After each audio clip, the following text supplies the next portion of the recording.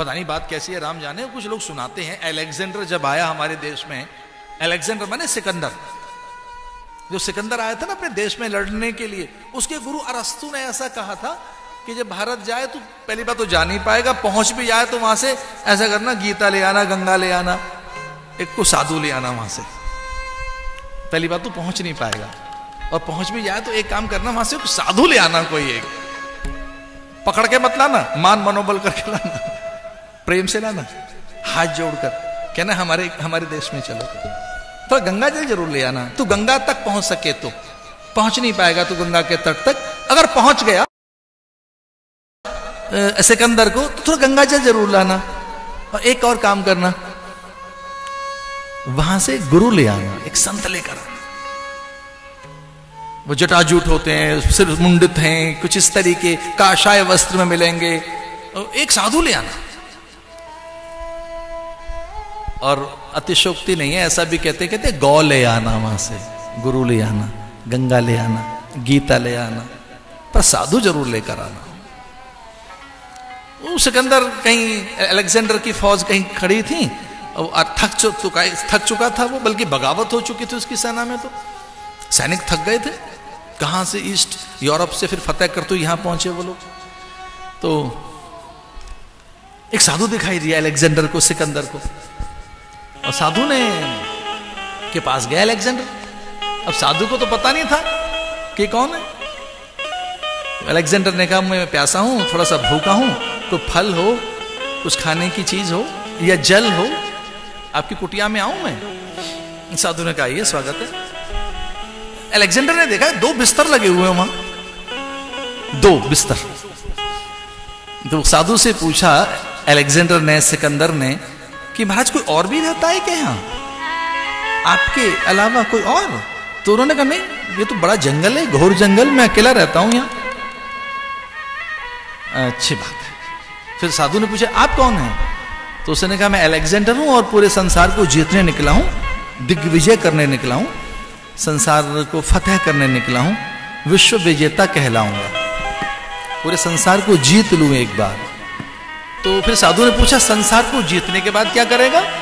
अब चूंकि थका था सिकंदर, बहुत थक चुका था सिकंदर, और उसकी सेनाएं भी थक चुकी थी, कुछ लोगों को तो टीबी हो चुकी थी।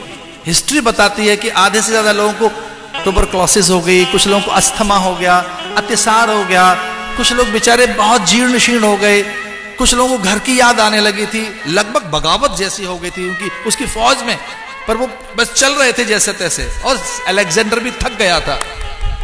तो साधु ने पूछा कि अच्छा तू पूरा संसार जब जीत लेगा तो क्या करेगा? तो अलेक्जेंडर ने कहा मैं फिर आराम करूंगा। तो साधु ने कहा मैं बिना संसार जीते हुए आराम कर रहा हूं, बिना रक्तपात के, बिना रक्त बहाए, उसके बाद आराम करेगा।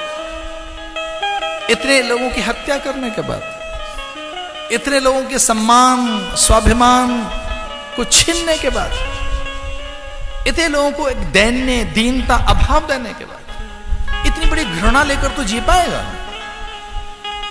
उसके बाद आराम करेगा।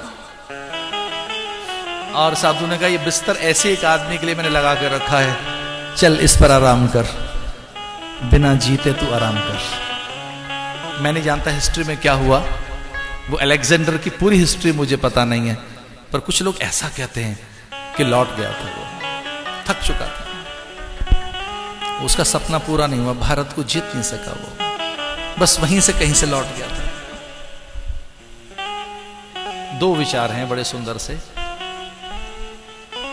कोई एक ऐसा पल याद करके देखो कि जिस पल का स्मरण करते आप रोमांचित हो जाएं, गौरव की अनुभूति हो, लगे कि इतना बड़प्पन कभी आपने नहीं जिया।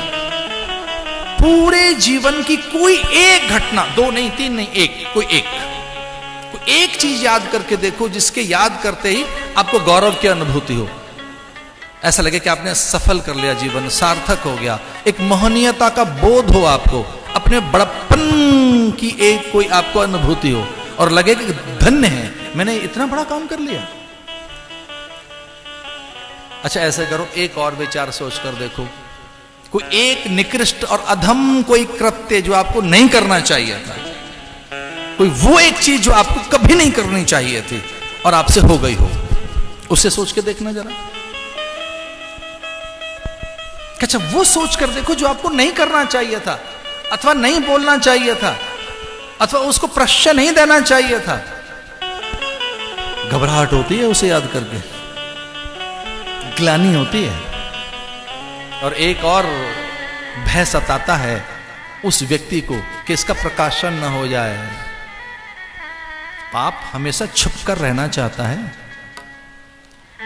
पाप एक ही चीज चाहता है, वो हाइड होके रहना चाहता है, छुप के रहना चाहता है, बहुत बहुत फोल्ड्स के अंदर, बहुत परतों में छिप के रहना चाहता है।